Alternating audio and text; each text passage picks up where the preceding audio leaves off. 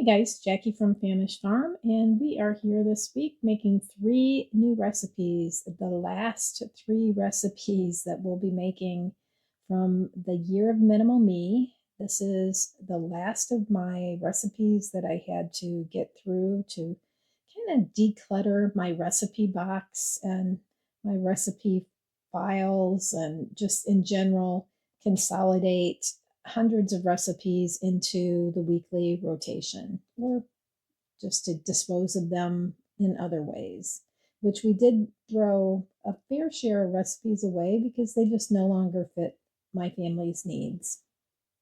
So today we're making this great, easy meatball recipe, and you'll see where you're joining me. Yeah, I already made the meatballs before I even got the camera on.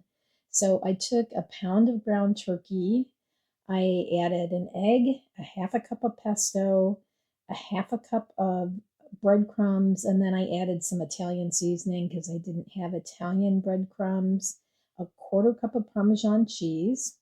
And now these are stuffed meatballs, so you're supposed to take cheese sticks, mozzarella sticks, and cut them up and add them.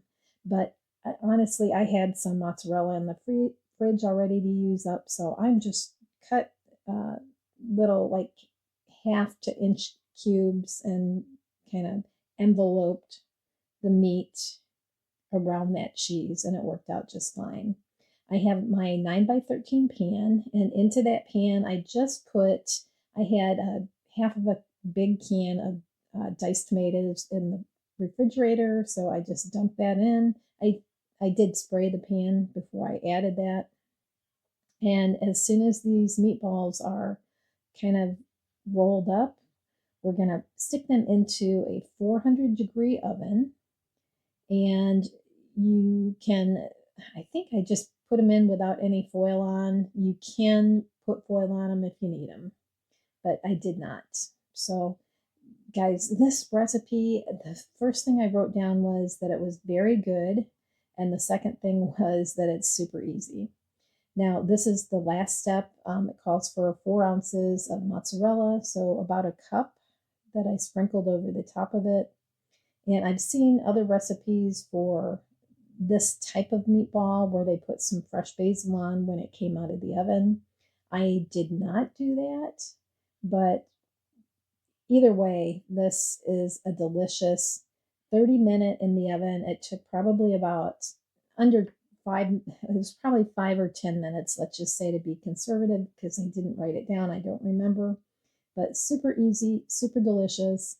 And with our leftovers, we made a week later, we took the leftover meatballs and made meatball subs with some of my home canned marinara sauce. Very good, very easy. Make these. This is the second recipe we're making this week from Freezer Meal Pro. And I watched one of their videos online about her putting together these freezer meals, and she offered a free sign up for it. You can also do their paid subscription to the freezer meal plans. These seem to be, based on the 2 recipes I've made so far, they seem to be delicious recipes and all pretty easy to put together. Now, while I'm not putting these in the freezer, I am cooking these directly for dinner.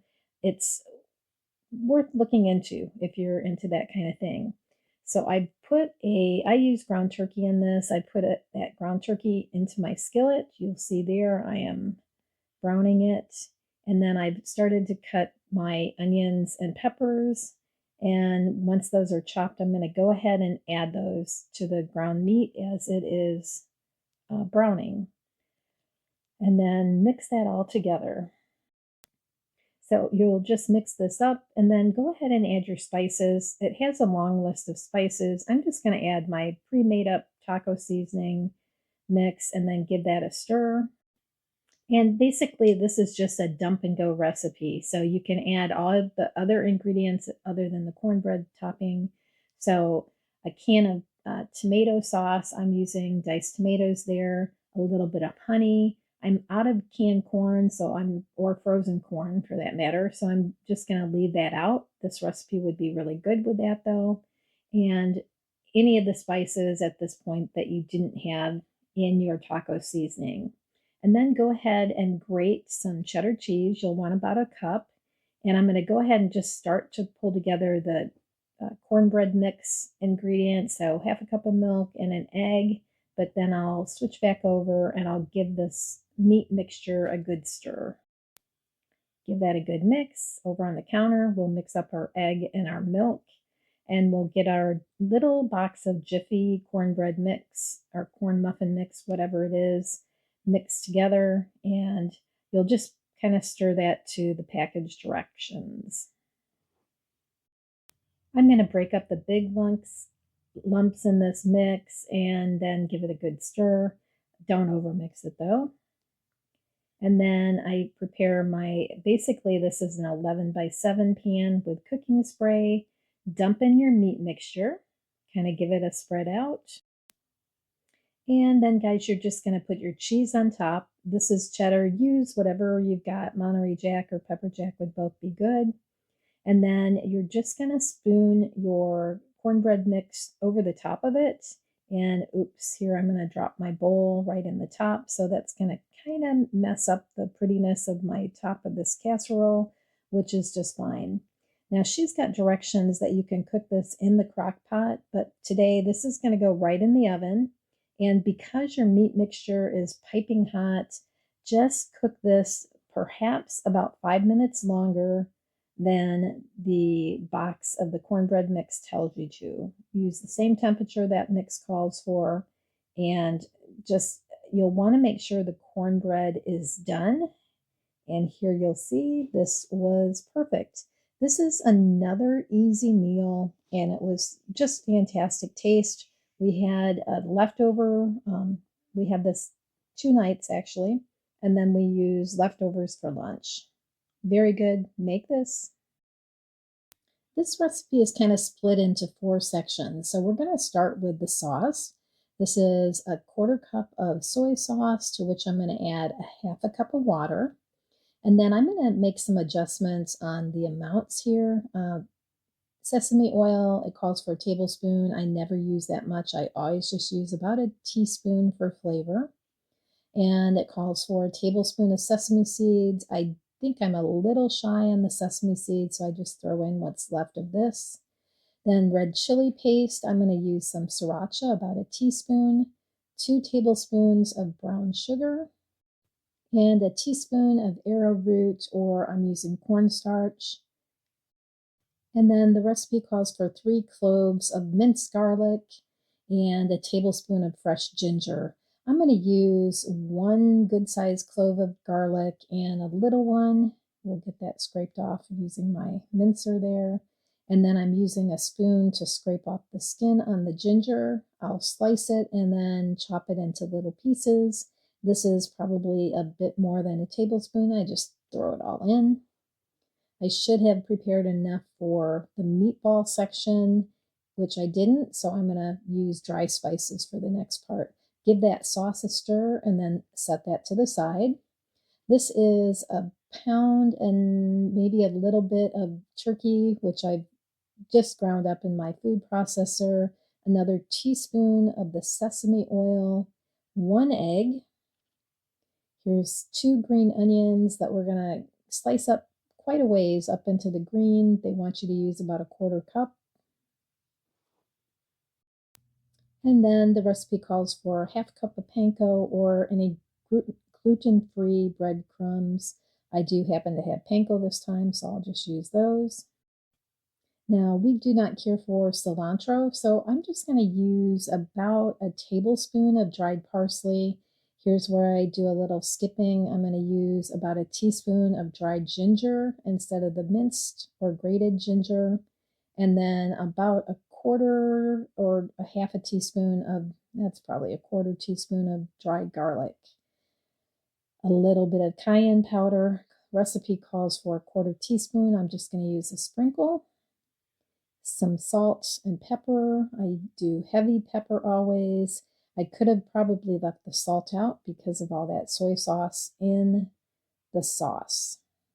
Then we'll give this a mix, and this is just a lovely little meatball. And I have told you guys in the past, I'm I don't have a lot of patience to make meatballs, but this time I'm just determined to make a good meatball that's actually on the round side. The recipe recommends you split this into 16 even meatballs. So you'll see there I divvied the batter up into 4 portions. Each of those pie-shaped wedges I'm going to make into 4 balls. So these turn out to be pretty even in size. I've got just some vegetable oil in my cast iron skillet here, and I've got the skillet all heated up nicely, so these should not stick at all.